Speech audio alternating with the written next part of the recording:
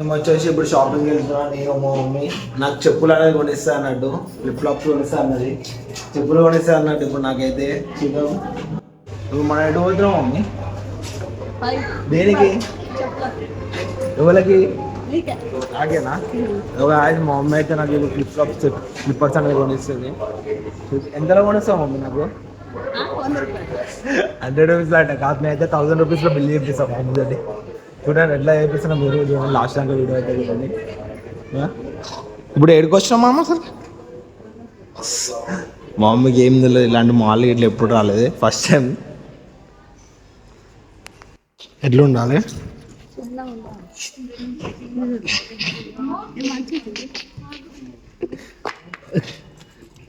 ఇది నాకు సరిపోయే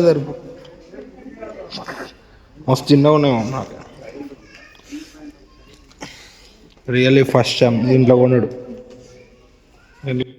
ఇది బాగుందా ఇది బాగుందా? ఏది? ఇదే బాగుందా? ఇది అదా? ఇదే మంచుకున్నా.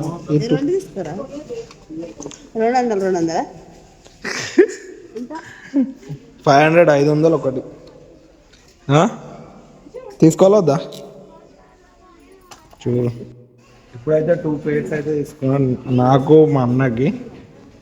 ఎంత చెప్పేది? 1000 రూపీస్, 499 అని ఉంది బిల్లు. చూద్దాం అక్కడ ఏమైనా డిస్కౌంట్ వస్తే తీసుకోవడం, లేకపోతే లేదు.